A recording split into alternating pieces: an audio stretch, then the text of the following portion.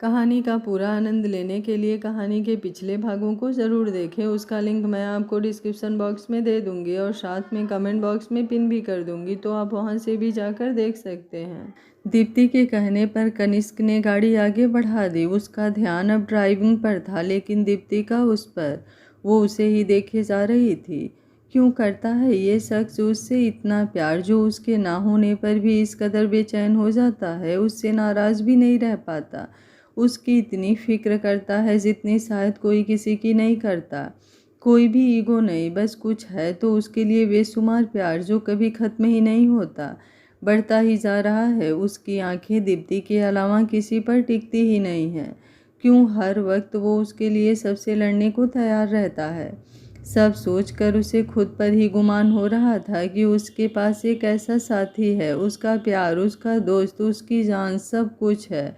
ऐसे मत देखो मल्लिका, वरना कंट्रोल करना मुश्किल हो जाएगा। वैसे भी जब तुम पास होती हो तो ये दिल अपने कंट्रोल में नहीं रहता, बस तुम्हें महसूस करना चाहता है। कनिष्क ने इतनी गहराई से ये बात बोली थी कि पल भर के लिए दीप्ति की धड़कनें थम सी गई। उसने झट से विंडो की तरफ सिर घुमा लिया। उसकी इस हरकत पर वो मुस्कुरा दिया और उसका हाथ पकड़कर गियर पर रख उसके ऊपर अपना दूसरा हाथ रख दिया। दीप्ति दूसरी तरफ देखते हुए भी मुस्कुरा उठी। जब तक दीप्ति नहीं आई थी सब परेशान ही थे। जैसे ही वो कनिष्क के साथ अंदर आई, सबकी सांस में सांस आई। श्वेता जी ने उसे देखते ही अपने गले से लगा लिया।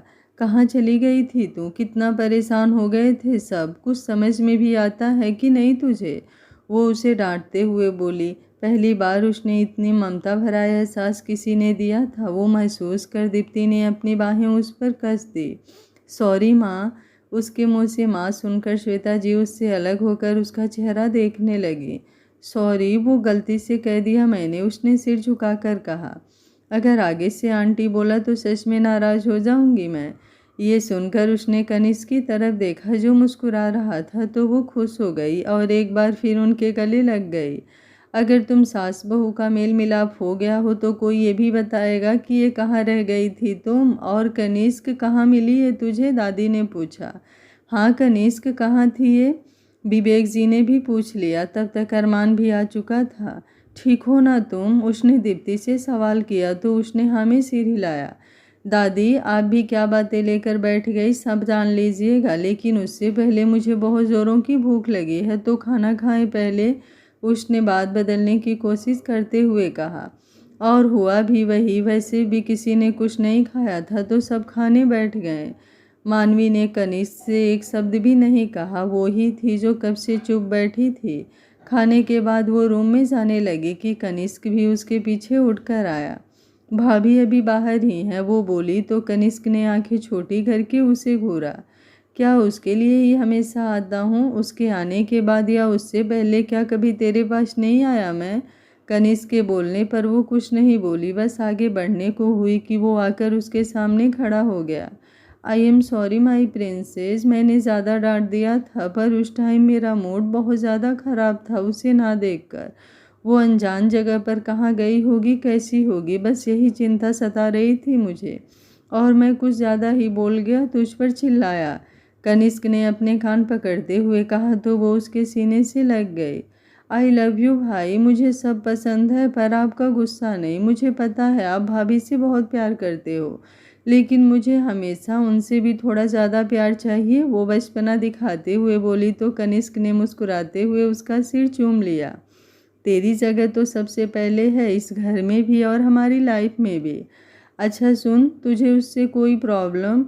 नहीं भाई, मैंने तो बस यूं ही कह दिया। भाभी बहुत अच्छी हैं, बहुत प्यारी हैं, और मैं आगे से और ध्यान रखूंगी उनका। उनको कभी अकेला नहीं छोड़ूंगी जब तक वो सब कुछ नहीं जान जाती यहाँ के बारे में।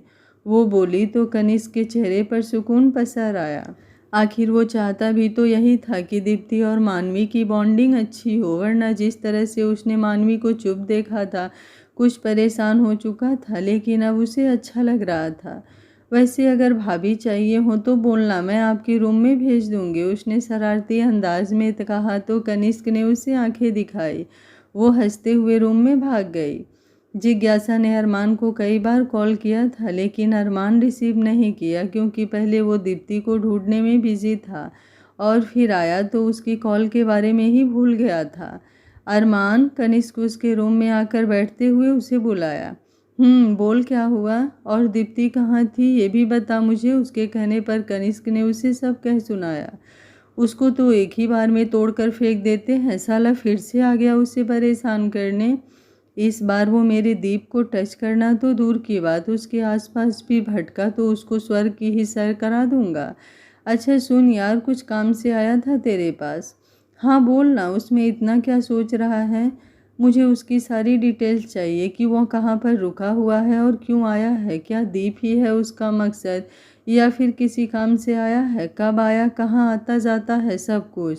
ओके, मैं कल सुबह तक तुझे सारी डिटेल्स देता हूँ। रात को वो रूम में लेटा था। उसने दीप्ति को मैसेज किया कि उसने चाय पीनी है तो वो उसके लिए चाय बना कर लाई और देकर जाने लगी कि कनिष्क ने उसका हाथ पकड़ लिया। मिस अनरोमांटिक, तुम्हें लगता है कि सच में चाय के लिए मैं तुम्हें बुलाऊंगा? उसने मुंह बनाते हुए कहा तो दीप्ति को हंसी आ गई। बैठो ना थोड़ी देर, वो अपने पास उसे खींचते हुए बोला तो वो बिस्तर पर बैठ गई। सोने का टाइम है ये, बैठने का नहीं। तो तुम भी सो जाओ, लेकिन उससे पहले ये चाय फिनिश करो, दीप्ति बोली तो कनिष्क मुस्कुराते हुए उसे देखने लगा, जिस पर उसने सवालिया नज़रों से उसे देखा। सोने का टाइम है पर अकेले नींद नहीं आती, यही तो प्रॉब्लम है, कह उसने एक आंख दबाई। दीप्ति के गाल शर्म से लाल हो गए। वो हड़बड़ाकर उठने लगी। वो जो चाय पीने लगा था उसने दीप्ति की तरफ कब बढ़ाया। देखो मुझे तंग मत करो वरना मैं तुम्हारे पास नहीं आऊँगी, सच्ची। तुम खुद दूर नहीं रह पाओगे। और अब बातों में टाइम मत खराब करो, जल्दी से चाय खत्म करते हैं, वो बोला। और दोनों एक ही कप से चाय पीने लगे। कनिष्क ने अपनी बाह उसकी कमर में लपेट रखी थी और वो उसके सीने से लगी बैठी हुई थी। क्या सोच रही हो? वो उसे चुप देख अपनी पकड़ मजबूत करता हुआ बोला। कुछ नहीं तो, उसने इनकार में सिर हिलाया। दीप, मुझसे भी छुपाओगी? बोलो क्या बात है? मौलिक को लेकर परेशान हो क्या? नहीं, उस बात से नहीं, क्योंकि मुझे पता है वो सब तुम संभाल लोगे। फिर क्या हुआ? सगाई की अंगूठी लड़का और लड़की दोनों के ससुराल से ली जाती है। जिज्ञासा के पेरेंट्स ने अरमान के लिए ली और माँ ने मेरे और जिज्ञासा के लिए, पर तुम्हारे लिए रिंग मीन्स माँ ने खरीदी है। पर मुझे अच्छा नहीं लग रहा। मेरा परिवार क्यों नहीं है हमारे साथ? क्यों मेरे पास किसी का प्यार नहीं है? जब पापा थे तो उन्हें मेरी खुशियाँ नहीं दिखी और तुम मिल रहे हो तो मेरे साथ और कोई भी नहीं है। मैंने भी ख्वाब सजाए थे कि हमारी शादी में दी, जीजू, एंजल, संभव, पापा सब हो। वो भावुक होते हुए बोली। मेरी ज़िंदगी हो तुम, क्यों फालतू की बातें सोचकर दिमाग को शांत नहीं रहने देती? दीप, इन सब बातों से मुझे कोई फ़र्क नहीं पड़ता। मेरे पास तुम हो मेरी नज़रों के सामने, इससे ज़्यादा मुझे कुछ भी नहीं चाहिए। सच कहूँ तो ये शादी भी बस फॉर्मेलिटी रह गई है मेरे लिए। तुम्हें अपने सच्चे मन से अपनी बीवी उसी दिन मान चुका था जिस दिन तुमसे प्यार का एहसास हुआ। वो उसकी आंखों में देखता हुआ बोला। उसके बातों में, उसके एक एक शब्द में सच्चाई झलक रही थी जिसे कोई झुठला नहीं सकता था। उसने धीरे से कहा और अपनी आंखें मूंद ली। दीप्ति, फाइनली तुम खुद से ही मेरे सामने आ गई। लगता है किस्मत भी मेरा ही साथ दे रही है। बहुत हो गया ये चूहे बिल्ली का खेल, अब सीधा सामना होगा तुम्हारा मुझसे। बहुत भाग लिया तुमने। तुम्हें क्या लगा इतनी दूर आ जाओगी तो क्या मौलिक से बच जाओगी? किसी अंधेरे कमरे में बैठा मौलिक अपने फ़ोन में दीप्ति की तस्वीर देखता हुआ बोल रहा था। जिज्ञासा, इतनी सुबह सुबह तुमने कॉल किया, सब ठीक तो है ना? सुबह दीप्ति शावर लेकर बाथरूम से बाहर आकर अपने बाल सुखा रही थी, तभी जिज्ञासा की कॉल उसके पास आ चुकी थी। सॉरी कि इस टाइम तुम्हें डिस्टर्ब किया। अरे नहीं, ऐसी कोई बात नहीं है, मैंने तो बस पूछ लिया। दीप्ति, अरमान जी घर पर ही है ना? कल उन्होंने कॉल किया था, उसके बाद जब से मैं कर रही हूँ रिसीव ही नहीं हो रहा था। सुबह भी ट्राई किया पर नहीं हुआ तो मुझे फ़िक्र हो रही थी, इसलिए ही तुमसे पूछा। नहीं, वो बिल्कुल ठीक है, तुम परेशान मत हो। रुको, मैं तुम्हारी बात कराती हूँ उनसे। रहने दो, इतना भी कुछ ज़रूरी नहीं था, कहकर जिज्ञासा ने कॉल कट कर दी। दीप्ति ने अपने बाल समेटे और रूम से बाहर आई। आज संडे था तो सब घर पर ही थे। दादी कनिष्क के सिर की मालिश कर रही थी अपने झूले पर बैठे हुए। वहीं अरमान विवेक जी से कुछ डिस्कस कर रहा था और मानवी अपने फ़ोन में लगी हुई थी। दीप्ति आई तो अरमान से बात करने के लिए ही थी, पर अभी वो बिजी था विवेक जी के साथ, तो वो कुछ नहीं बोली उससे। दीप, तुम्हें भी मालिश की ज़रूरत हो तो दादी से करा लो, बहुत अच्छी जंपी करती हैं ये। मानवी, मैं अरमान तीनों ही सिर दर्द होने पर दादी के पास ही आते हैं। उसने आंखें बंद किए हुए ही उसे महसूस करके कहा। वो बोली, भाभी आइए ना, देखिए ये वाली सैंडल्स कितनी अच्छी है, आपके लहंगे पर ही ज़्यादा प्यारी लगेगी। मानवी, जो शायद ऑनलाइन शॉपिंग कर रही थी, उसने दीप्ति को अपने पास बुलाया। मौलिक अभी 2 दिन पहले ही सुल्तानपुर से यहाँ आया है और सनशाइन होटल में रुका हुआ है, और पता चला कि तेरा यकीन बिल्कुल सही था, वो दीप्ति के बारे में ही आया था। कई लोगों से उसके बारे में पूछ रहा था और उस दिन मॉल में भी उसकी डिटेल्स जानने की कोशिश की उसने, लेकिन कुछ पता नहीं चला। पर जब वो यहाँ तक आ चुका है तो ऐसे शांत तो नहीं बैठेगा, ज़रूर अपनी तरफ से कुछ ना कुछ करेगा। अरमान और कनिष्क टेरिस पर थे और अरमान कनिष्क को सब कुछ बता रहा था। कुछ भी कर ले वो, लेकिन मेरी दीप तक नहीं पहुंच सकता इस बार। अगर उसने दीप की तरह नज़रें भी उठाई तो जिंदा नहीं बचेगा ये। वो काफ़ी गुस्से और नफरत से बोला, तुम दोनों यहाँ हो, मैं कब से खोज रही थी, और ये कैसी बातें हो रही है, कौन जिंदा नहीं बचेगा। पीछे से दीप्ति की आवाज़ आई, जिस पर दोनों ने उनकी तरफ देखा। काका, कुछ भी तो नहीं दीप, वो हम दोनों ऐसे ही बात कर रहे थे। मैं इसे ही बोल रहा था कि अगर जिज्ञासा को परेशान किया इसने तो मैं मार ही डालूंगा। कनिष्क ने झट से बात बदल दी। अच्छा, कुछ ज़्यादा ही नहीं ध्यान जा रहा जिज्ञासा पर तुम्हारा, वो आंखें तरेरते हुए बोली तो कनिष्क ने अपना माथा खुजाया। ये कहाँ फंस गया यार मैं, वो धीमे से बुदबुदाया। हाँ दीप्ति, इसकी आज अच्छे से क्लास लो, साला जब देखो तब मेरी वाली पर ही नज़र गड़ाए रखता है। अपनी वाली तो मिल गई और अब मेरा भी। अरमान शरारत से बोला तो कनिष्क ने उसकी पीठ पर एक मुक्का जड़ दिया। लड़ना बंद करो दोनों। और जिज्ञासा के नाम से याद आया, अरमान, मुझे तुमसे बहुत ज़रूरी बात करनी है, दीप्ति ने गंभीर होते हुए कहा। हाँ बोलो। नहीं, अकेले में, पहले कनिष्क जाए तब, वो उसे घूरते हुए बोली। ऐसी कौन सी पर्सनल बात करनी है भाई हमारी मल्लिका को, वो भी इससे। कनिष्क ने शौक होने का नाटक करते हुए कहा। चुप करो तुम और जाओ। दीप्ति बेचारी उसकी बात सुनकर कुछ झेप सी गई थी। जो हुकुम मल्लिका, वो उसके गाल चूमकर बोला। दीप्ति पूरी तरह शर्मा गई थी। अब अरमान ने दूसरी तरफ सिर घुमा लिया था कनिष्क की हरकतों को देखते हुए। अरे शर्माती ही मत करो, जो बात करनी है वो भी कर लेना और जल्दी से आ जाना मेरे पास, कनिष्क ने नीचे जाते हुए कहा। क्या बात है दीप्ति, बोलो। अरमान के कहने पर दीप्ति ने एक नज़र उसे देखा और बोलना शुरू किया। जिज्ञासा से बात हुई तुम्हारी? नहीं तो, कल जब मिली थी उसके बाद से कोई बात नहीं हुई। लेकिन तुम ये सब क्यों पूछ रही हो, कुछ हुआ है क्या? कल तुमने उसे कॉल किया था, उसकी कॉल रिसीव नहीं हुई थी, उसके बाद से वो तुम्हें कॉल कर रही है लेकिन तुम रिसीव ही नहीं कर रहे। उसने सुबह मुझे कॉल किया था, तुम्हारे बारे में पूछ रही थी। दीप्ति ने जैसे ही उसे बताया, अरमान कुछ नाराज सा हुआ। तो वो हर किसी से शिकायत करती रहेगी, मैं बिजी था और तुम घर नहीं आई थी तो कनिष्क के साथ तुम्हें ढूंढने चला गया। उसके बाद ऑफिस का काम। यार मुझे नहीं पसंद ये सब बार बार कॉल्स मैसेजेस, वो कुछ झुल्लाहट के साथ बोला। अरमान काम डाउन, ऐसे नहीं करते, उसकी लाइफ जुड़ने वाली है कुछ ही दिनों में तुमसे। तुम दोनों को पूरी ज़िंदगी साथ बितानी है। अगर वो बात करने की कोशिश करती है तो इसमें गलत क्या है? माना कि तुम अभी उससे प्यार नहीं करते, लेकिन कुछ हक तो बनता ही है उसका तुम पर, और तुम्हें भी थोड़ी बहुत कोशिशें करनी चाहिए उसे समझने की।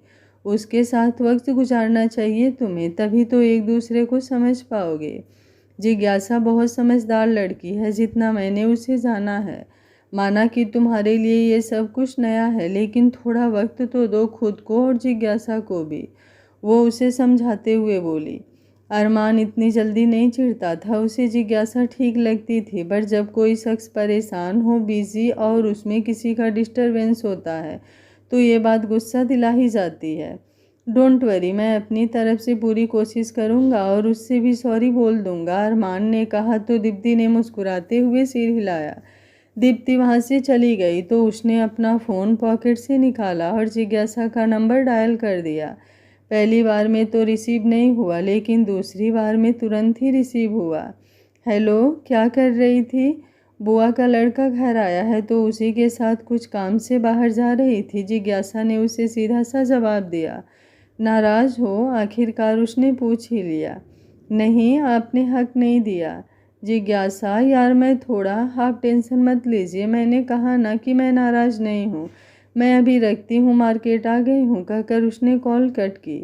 जिज्ञासा ऐसे तो कभी बात नहीं करती थी उससे। उसने नाराज़गी भी नहीं दिखाई, ना ही उस पर गुस्सा किया। लेकिन उसकी बातों से कहीं ना कहीं अरमान कुछ परेशान हुआ था, ये सोच कर ही कि उसने उसे हर्ट कर दिया। दीप्ति और मानवी आइसक्रीम खा रही थी और किसी बात पर हंस भी रही थी। दीप्ति का ध्यान नहीं था, लेकिन कोई था जो बहुत ध्यान से उसे देख रहा था। तभी उसे कनिष्क दिखा, जिसने आइसक्रीम वाले को पैसे दिए। ओह, तो इस लड़के के साथ ये यहाँ मज़े कर रही है। तभी मैं सोचूं कि सुल्तानपुर से इतनी दूर कोलकाता ये अकेले कैसे आ सकती है। बहुत गलत किया है दीप्ति, तुमने मुझे फंसा कर। मैं तो बहुत समझदारी से पेश आ रहा था, तुमसे शादी करके तुम्हें अपना बनाना चाहता था। लेकिन तुम तो मुझसे भी 2 कदम आगे ही निकली, अपने बाप के मरते ही यहाँ आ गई इस लड़के के साथ ऐश करने। मौलिक जो उन सबको देख रहा था, वो खुद में ही खिसियाया सा बोला। उसके दिमाग में कुछ चल रहा था। तुम्हें नहीं खाने क्या? दीप्ति ने आइसक्रीम खाते हुए ही कनिष्क से पूछा। तुम खिला ही नहीं रही, वो धीरे से फुसफुसाया तो दीप्ति ने उसे घूर कर देखा, जिस पर वो मुस्कुरा दिया। मानवी भी साथ ही है? दीप्ति ने सिर झुकाते हुए कहा। मानवी, यार मेरा फ़ोन शायद गाड़ी में है, तू ले आएगी क्या? कनिष्क ने कुछ सोचते हुए मानवी से कहा। ओके भाई, लाती हूँ मैं, कहकर वो चली गई। कनिष्क ने अब शरारती नज़रें दीप्ति पर टिका ली। बहुत ज़्यादा ही शैतान नहीं हो तुम? वो अपनी बढ़ती हुई धड़कनों को संभालते हुए बोली। अभी कहाँ कुछ किया है मैंने? मेरी सारी शैतानी तो मैं हमारी वेडिंग नाइट। उसने जानबूझकर अपनी बात अधूरी छोड़ दी। दीप्ति ने जल्दी से उसके मुंह में स्पून से आइसक्रीम खिला दी ताकि वो आगे ना बोले। उसकी इस हरकत पर कनिष्क हंस पड़ा और थोड़ी सी क्रीम उसके नोज पर लगा दी। दीप्ति ने आंखें सिकोड़कर उसे देखा। तभी कनिष्क की निगाह सड़क की तरफ गई, जहाँ से मानवी आ रही थी, और उसके जस्ट बगल से एक तेज़ रफ्तार बाइक वो दौड़ता हुआ उसकी तरफ भागा और मानवी को खींचा। लेकिन मानवी को कुछ चोटें आ गई थी साइड की बाजू में, क्योंकि वो गिर पड़ी थी। रुक, वो तेज़ आवाज़ में चिल्लाता हुआ बाइक के पीछे दौड़ा। लेकिन तब तक वो तेज़ स्पीड में जा चुकी थी। उसने अब मानवी की तरफ देखा और दौड़ता हुआ उसके पास आया। मानवी बेटा, ठीक है ना तुम? वो परेशान सा उसे उठाते हुए बोला। मानवी की कोहनी से ब्लीडिंग हो रही थी और कुछ खरोंचें पैर में भी आई थी। कनिष्क ने उसे अपने सीने से लगा लिया। वो बहुत डर गया था पल भर के लिए। भाई मैं ठीक हूँ, बस थोड़ी सी चोट है। वो कनिष्क को इतना परेशान होता देखकर बोली। भाभी कहाँ गई? कनिष्क उसे गाड़ी में बैठाकर उसका फर्स्ट एड करने जा रहा था, तभी मानवी बोली। तो कनिष्क को दीप्ति का होश आया। दीप, वो तो वहीं पर थी, तू गाड़ी से बाहर मत निकलना, मैं आता हूँ, उसने मानवी से कहा। और जहाँ दीप्ति थी वहाँ पर गया तो देखा वो अभी भी वहीं खड़ी थी। उसके हाथ में एक चिट थी। दीप, कनिष्क ने उसके हाथ से वो चिट लेते हुए उसे पुकारा। कनिष्क, ये सब कुछ वो मौलिक ही कर रहा है। वो हमें अलग कर देगा, मुझे तुमसे दूर कर देगा। दीप्ति को जैसे शौक सा लगा था, वो बस यही बोले जा रही थी। कनिष्क ने उसे अपने सीने से लगा लिया। चुप, कुछ नहीं होगा, मैं तुम्हारे पास हूँ, कुछ नहीं कर पाएगा। वो बहुत बड़ी गलती कर दी है उसने यहाँ आकर। वो गुस्से से एक एक शब्द को चबाते हुए बोला। दीप्ति को लेकर वो गाड़ी तक आया। ये चिट कहाँ मिली तुम्हें? वो जब तुम भागे तो मैं तुम्हारे पीछे आने को हुई, तभी एक बच्चा देकर भाग गया, दीप्ति ने उसे बताया। आप इन दोनों को सेफली घर लेकर जाइए, उसने ड्राइवर से कहा। वैसे तो बॉडीगार्ड्स उसके साथ ही होते थे, लेकिन आज दीप्ति और मानवी को अकेले ही लेकर आ गया था। वो यहीं चूक हुई थी उससे। नहीं, तुम भी चलो, दीप्ति ने उसका हाथ थामते हुए कहा। तो कनिष्क ने मानवी को देखा। सुन, घर में किसी को मत बताना इस बारे में, कोई बहाना बना देना कि तू गिर गई थी। मैंने रोहन को कॉल कर दिया है, वो आ रहा है, उसके साथ पहले हॉस्पिटल जाना है तुझे, फिर वो घर छोड़ देगा। कनिष्क ने दीप्ति की बात को नज़रअंदाज करते हुए मानवी को समझाया। रोहन कनिष्क का असिस्टेंट था और उसका सबसे भरोसेमंद भी। ओके भाई, मानवी ने सिर हिलाया तो कनिष्क ने उसके सिर पर प्यार से हाथ फेरा। तुम समझते क्यों नहीं मेरी कोई बात? मैं तुमसे घर चलने को बोल रही हूँ, तुम कहीं नहीं जाओगे, मेरे साथ चल रहे हो? वो घबराई हुई आवाज़ में बोली। मुझ पर भरोसा है कि नहीं? उसने दीप्ति का चेहरा थामते हुए पूछा तो उसने आंसू भरी नज़रों से हाँ में सिर हिलाया। फिर घर जाओ, मैं आ जाऊँगा, कुछ नहीं होगा मुझे। उसके आगे कोई सवाल जवाब नहीं। वो बोला। तब तक रोहन आ चुका था गाड़ी लेकर। रोहन जाओ तुम, उसने इशारा किया तो वो कनिष्क का आर्डर मानते हुए चला गया। कनिष्क दूसरी गाड़ी में जा बैठा। रोहन की गाड़ी के साथ ही उसने गार्ड्स भी भेज दिए थे जो रोहन के साथ आए थे, क्योंकि दीप्ति और मानवी की सेफ्टी ज़रूरी थी। तुम्हें क्या लगता है कि यहाँ आकर मुझसे बच गई हो? ट्रेलर तो देख ही लिया होगा। उस लड़की को जरा सी खरोंची आई है अभी तो। सोचो, अगला निशाना तुम्हारा वो हीरो हुआ तो, और तब सीधे जहन्नुम की सैर करेगा वो। उसके बाद तुम्हें कौन बचाएगा? हमेशा के लिए मेरे बिस्तर पर आ जाओगे? शायद भूल चुकी हो मुझे कि मौलिक क्या चीज़ है। उसने उस चिट को पढ़ा और फाड़कर फेंक दिया। हर वक्त शांत और मस्ती में रहने वाले कनिष्क की आंखों से अंगारे बरस रहे थे। माथे की नसें तन चुकी थी। उसने गाड़ी का नंबर देख लिया था। उसने किसी को कॉल किया और पता करने को बोला कि वो गाड़ी किसकी है। जिज्ञासा जो मार्केट गई हुई थी, वो अभी एक लास्ट शॉप पर पहुंची ही थी कि उसे अपने सामने अरमान दिखा, जो हाथ बांधे उसे ही देख रहा था। उसने उसे स्माइल पास की। अंकित, हम दूसरी वाली शॉप में चलते हैं, उसने अपने साथ आए लड़के से कहा कि तब तक अरमान चलता हुआ उसके पास आ चुका था। सॉरी, अरमान ने धीरे से कहा, जिस पर जिज्ञासा ने नज़र उठाकर उसे देखा। ये वाली चूड़ियाँ पहनना अच्छी लग रही है। उसने वहीं दुकान पर से एक रेड गोल्डन चूड़ी की तरफ इशारा किया। जिज्ञासा के लबों पर मुस्कान आ गई। उसने सिर झुका लिया ताकि अरमान ना देख सके। अरमान उसके लिए यहाँ आया था, ये उसे बहुत अच्छा लगा। उसने दुकानदार से वो चूड़ियाँ निकालने को बोली कि उसके फ़ोन पर मैसेज आया। जब अपनी पसंद की चूड़ियाँ दिला ही रहे हो तो पहना भी दो अपने हाथ से। उसने चूड़ियाँ देखते हुए मुस्कुरा कर कहा, तुम ले लो जो भी लेना हो, और ये मेरा कार्ड, इससे पेमेंट कर देना, अर्जेंट कहीं जाना है मुझे। अरमान ने मैसेज देखते ही अपना कार्ड उसके सामने रख दिया।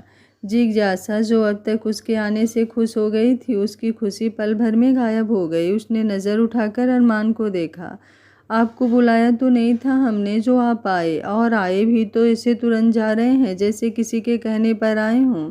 जिज्ञासा, ऐसा कुछ भी नहीं है, मैं तुम्हारे लिए ही आया था, लेकिन कुछ बहुत ज़रूरी काम आ गया है। मानवी का छोटा सा एक्सीडेंट हो गया है, इसलिए जा रहा हूँ मैं। जैसे ही टाइम मिलेगा या थोड़ा भी फ्री होऊंगा, सबसे पहले तुमसे ही बात करूँगा। प्लीज़ अभी के लिए सिचुएशन समझने की कोशिश करो, उसने कहा, और उसकी सुने बिना ही वहाँ से बाहर निकल गया। मानवी, ये कैसे हुआ बेटा? पट्टियाँ बंधी है तुझे और बैंडेज भी? मानवी और दीप्ति जैसे ही घर आई, मानवी को देखकर श्वेता जी ने घबरा कर पूछा। कुछ नहीं माँ, बस थोड़ी सी खरोच है। मैं गिर गई थी सड़क पर तो बस वही थोड़ा सा चोट आ गई थी। लेकिन गिरी कैसे? एक बाइक वाले की वजह से, उसने मासूम सा चेहरा बनाकर कहा, आधा सच आधा झूठ। पूरी बात उसने नहीं बताई और दीप्ति को भी शांत रहने का इशारा किया। इधर आ, बैठ, आके देख कर तो चला नहीं जाता तुझसे, और अकेले कैसे आ रही हो? तुम दोनों कनिष्क के साथ गई थी ना? उन्होंने सवाल किया। माँ, भाई को कुछ काम आ गया था इसलिए चले गए, वो बोली। दीप्ति, तुम इसके पास बैठो, मैं हल्दी वाला दूध लेकर आती हूँ इसके लिए, उससे आराम मिलेगा। श्वेता जी ने दीप्ति को उसका ध्यान रखने को कहा और किचन में चली गईं। परेशान मत हो आप, मेरे दोनों भाई जो हैं वो हीरो हैं, सब चुटकी बजाकर सॉल्व कर देंगे। मानवी दीप्ति को परेशान देखकर उसे समझाती हुई बोली। देर रात को जब कनिष्क और अरमान घर आए तो उन्हें दीप्ति हाल में ही दिखी। तुम सोई नहीं अभी तक? कनिष्क ने अपनी स्लीव्स फोल्ड करते हुए उससे सवाल किया। वो भागकर उससे लिपट गई। कहाँ गए थे तुम जो इतनी देर कर दी आने में? मैं कब से कॉल कर रही हूँ और तुमने बस यही कहा कि आ रहे हो आ रहे हो। इतनी देर लगती है आने में? वो उसके सीने से लगी हुई ही बोली। आज के हादसे से वो काफ़ी डर चुकी थी। मल्लिका, यार इतनी भूख लगी है मुझे और तुम हो कि बस सवाल ही किए जा रही हो। मैं तो फिर भी भूखा रह सकता हूँ, लेकिन इस भूखड़ से पूछो क्या हाल होता है इसका भूख से। वो मजाकिया अंदाज में बोला तो अरमान हंस पड़ा। वहीं दीप्ति भी मुस्कुराई और उससे अलग होकर खाना डाइनिंग टेबल पर लगाने लगी। दीप्ति, इतना प्यार क्यों करती हो इससे? आखिर है क्या इसमें? मेरा तो जीना हराम कर देता है ये साला। इसकी ही वजह से चैन से खाना तक नहीं खा सकता मैं। अरमान ने कनिष्क को देखकर मुंह बनाते हुए दीप्ति से पूछा तो वो तीनों ही खाने बैठे थे। ओए, मैं तुझे खाने नहीं देता साला कमीना। दिन भर खाता ही रहेगा क्या? यहाँ दोस्त अकेला ही मरता रहे और तू ऐस करे। चुप करो तुम दोनों और मेरी बात को जवाब दो। तुम मौलिक के पीछे ही गए थे ना? क्या हुआ? दीप्ति ने गंभीरता के साथ पूछा। उसका तो चैप्टर ही क्लोज हो जाता आज, लेकिन अरमान की वजह से बच गया।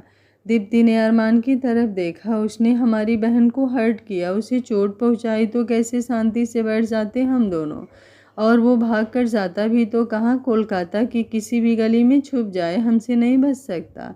और पकड़ तो लिया ही आज हमने उसे, और उसके किए की सज़ा भी जो मिल चुकी है, उसके बाद वो तुम्हारे आसपास भी नहीं भटकेगा। और ये इसका तो एकदम ही पारा हाई हो गया था, जान लेने पर आ गया था ये उसकी।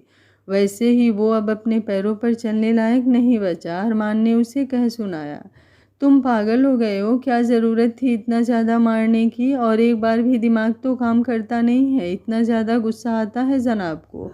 पापा को पता चला तो कितना नाराज़ होंगे, अंदाज़ा भी है तुम्हें? होते हैं तो हो, जब मैं गलत नहीं हूँ तो मुझे कोई फ़र्क नहीं पड़ता। अरमान, दीप्ति ने हार मानते हुए अरमान को पुकारा। वो अपने मन की ही करता है, तुम भी जानती हो, और इस बार कुछ गलत नहीं किया उसने तो बेवजह बहस मत करो दोनों, कल सगाई है, मूड ठीक कर लो, कहकर वो खाना खत्म करके उठकर चला गया।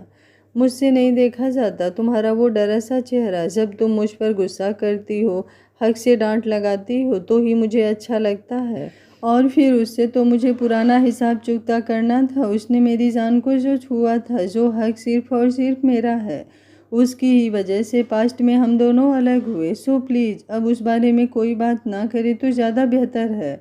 दीप्ति के कुछ कहने से पहले ही कनिष्क बोल उठा तो आगे उसने भी कुछ कहना उचित नहीं समझा।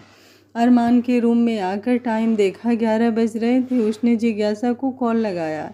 हेलो। क्या कर रही थी? लेटी हूँ। डिस्टर्ब कर दिया क्या? मानवी कैसी है? ठीक है, बस थोड़ी सी खरोंचाई है। रखती हूँ मैं, सो जाइए आप भी। जिज्ञासा जी, मुझसे गलती हुई है, मैं मानता हूँ। मुझे तुम्हें समय देना चाहिए था, लेकिन सच में बिजी था, और जब किसी और काम में दिमाग उलझा हो तो कुछ अच्छा नहीं लगता। तुम जानती हो कि मैं किसी रिलेशनशिप में भी कभी नहीं रहा, और ये सब काफ़ी अजीब सा है मेरे लिए, लेकिन मैं अपनी तरफ से पूरी कोशिश करता हूँ। फिर भी तुम्हें तुम्हारे हिस्से का वक्त नहीं दे पा रहा। मेन रीज़न यही है जिसके लिए मैं शादी करने को अभी रेडी नहीं था, फिर माँ के कहने पर मना भी नहीं कर सका। तुम मेरी वजह से इतना अपसेट हो रही हो, तुम्हें टाइम नहीं दे रहा। Really sorry for that. Please आप बार बार सॉरी मत बोलिए, मुझे अच्छा नहीं लगा, और मैंने तो पहले ही कहा कि मैं नाराज़ नहीं हूँ आपसे। अच्छा, फिर मेरी जिज्ञासा कहाँ गायब है इन दिनों, जो बेधड़क हर बात बोलकर मुझे इस शर्माने पर मजबूर कर देती थी? अरमान के ऐसा कहने पर वो मुस्कुरा उठी। ऐसी कोई बात नहीं है। इधर कनिष्क अपने रूम में, समझ नहीं आ रहा कि मेरा जी क्यों नहीं मान रहा, जबकि सब कुछ ठीक हो गया है। उस मौलिक को भी उसके किए की सज़ा दे चुका हूँ। मुझे ऐसा क्यों लग रहा है कि इन सब के पीछे कोई और भी है, या फिर मैं ही कुछ ज़्यादा सोच रहा हूँ? कनिष्क खुद के ही ख्यालों में गुम था। कनिष्क, अरे तैयार भी हो जा, जिसके लिए कब से इंतज़ार कर रहा था, वो तेरी होने जा रही है। दादी कनिष्क के रूम में आती हुई बोली तो उसने उनकी तरफ देखा और मुस्कुरा दिया। सब कुछ आपकी वजह से ही पॉसिबल हुआ है, वरना मुझे तो डर ही था कि कोई मेरी दीप को अपनाएगा भी या नहीं। ऐसे कैसे कोई ना अपनाता? इतनी प्यारी बच्ची है और मेरी तो हर बात मानती है, तो मैं कैसे उसे अपनी पोता बहू ना बनाती? दादी ने प्यार से उसके सिर पर हाथ फेरते हुए कहा। आज सगाई थी दोनों की। सुबह सबसे पहले सबने महाशिवरात्रि की पूजा की थी। उसके बाद तैयार होकर और सारा शगुन का सामान लेकर कुछ खास मेहमानों के साथ सब जिज्ञासा के घर के लिए निकल गए। दीप्ति ने ब्लू कलर का एक बहुत ही प्यारा सा लहंगा पहना था और मोतियों की ज्वेलरी, जिसमें वो बेहद ही खूबसूरत लग रही थी। वहीं कनिष्क ने भी उससे ही मैचिंग ड्रेस पहनी थी, जिसमें वो रोज़ से भी ज़्यादा हैंडसम लग रहा था। उस पर उसके थोड़ा बढ़े हुए बाल और हसीन बना रहे थे उसे। अरमान ने पिंक कुर्ता पहना था और जिज्ञासा ने उससे मैचिंग एक बहुत ही प्यारा सा लहंगा। जिज्ञासा के घर में सबका बहुत अच्छे से वेलकम हुआ। उसके बाद चारों को स्टेज पर बिठा दिया गया था। अब तो अगर मैं मर भी जाऊं तो कोई गम नहीं होगा। मुझे अपने बच्चों की ज़िंदगी आगे बढ़ते हुए ही देखना चाहती थी बस, दादी बोली तो मानवी ने नाराज़गी से उन्हें देखा। दादी यार, आप ऐसे वक्त पर भी ये सब बातें सोच रही हैं? अभी आपको मेरी भी शादी करानी है और भाई भाभी के बच्चों को भी तो खिलाना है, मानवी ने शरारत से कहा तो वो हंस पड़ी और प्यार से उसका सिर सहलाया। श्वेता जी ने एक चुनरी जिज्ञासा को उड़ाई और उसका टीका किया, फिर आरती करके उसे सगुन और नारियल और अपने साथ लाए कुछ सामान दिए और फिर ठीक ऐसा ही दीप्ति के साथ भी किया। जिज्ञासा की मां अरमान का तिलक करके उसे शगुन दे रही थी। सबके चेहरों पर खुशी थी। बस दीप्ति ने अपनी पलकें झुका रखी थी जो आंसुओं से भीगी हुई थी।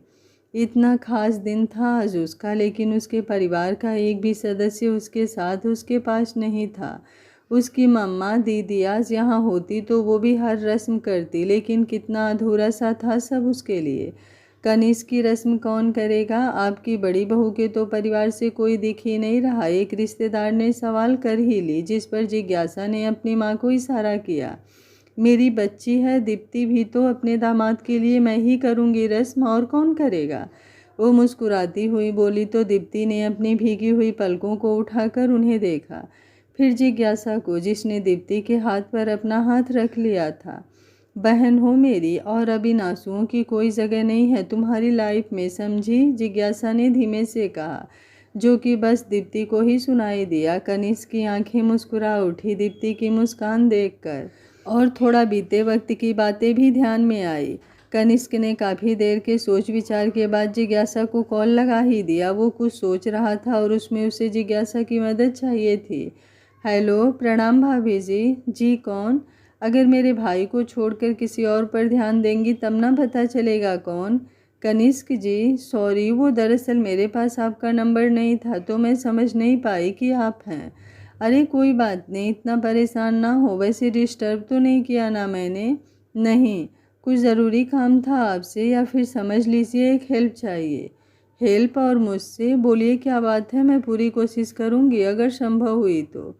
कर सकती हो तभी कह रहा हूँ यार, मेरी दीप के बारे में तो सब पता ही होगा तुम्हें कि उसका परिवार साथ नहीं है और वो यहाँ कोलकाता में अकेली ही है। हमारी सगाई को लेकर वो खुश होने से ज़्यादा उदास है, क्योंकि उसे हर रस्म तरीके से करनी थी। सगाई शादी किसी में भी उसके परिवार को तो मैं नहीं ला सकता, लेकिन मैं चाहता हूँ कि तुम और तुम्हारा परिवार उसकी तरफ से रहे। मेरी दीप की हर रस्म अच्छे से हो, उसके मायके की तरफ से जो कुछ भी होना था तुम्हारी फैमिली करे, बस यही चाहता हूँ मैं। और पैसों की बात अगर आए तो बिल्कुल भी चिंता मत करना, क्योंकि सारा खर्चा मैं खुद उठाऊँगा, बस मेरी दीप खुश रहे। क्या तुम कर सकती हो मेरी हेल्प? उन्होंने जितना बताया था उससे भी कहीं ज़्यादा प्यार करते हैं आप दीप्ति से। सच में बहुत किस्मत वाली है वो जिसे आप मिलें।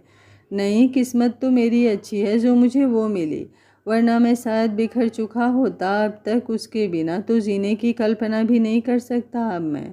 आप बेफिक्र रहिए, दीप्ति मेरी बहुत अच्छी दोस्त बन ही चुकी है, और अब आप मुझे उसकी बहन बनने का ऑफ़र दे रहे हैं तो भला मैं क्यों रिजेक्ट करूं? उसने मुस्कुराते हुए कहा तो कनिष्क ने उससे बहुत सारा थैंक यू बोला। कनिष्क कहाँ खोया हुआ है, कब से बुला रही हूँ? श्वेता जी ने कनिष्क के कंधे पर हाथ रखते हुए कहा तो उसकी तंद्रा टूटी। माँ, कुछ बोला क्या आपने? रिंग पहना दीप्ति को, देख अरमान और जिज्ञासा ने पहना दिया एक दूसरे को। उनके कहने पर उसने अपने सामने देखा तो जिज्ञासा और अरमान की रिंग सेरेमनी हो चुकी थी। उसने अब मुस्कुराते हुए दीप्ति का हाथ थामा और उसे रिंग पहना दिया। दीप्ति ने नज़र उठाकर उसे देखा तो कनिष्क को खुद को देखता पाकर शर्मीली सी मुस्कुराहट आ गई उसके चेहरे पर। उसके बाद उसने भी कनिष्क को रिंग पहनाई। आज का पार्ट आप लोगों को कैसा लगा कमेंट बॉक्स में अपनी राय ज़रूर दीजिएगा। उम्मीद करती हूँ कहानी पसंद आ रही होगी। पसंद आ रही है तो वीडियो को लाइक शेयर एंड चैनल को सब्सक्राइब कर लीजिएगा। Thank you for watching. मिलते हैं कहानी के अगले भाग में।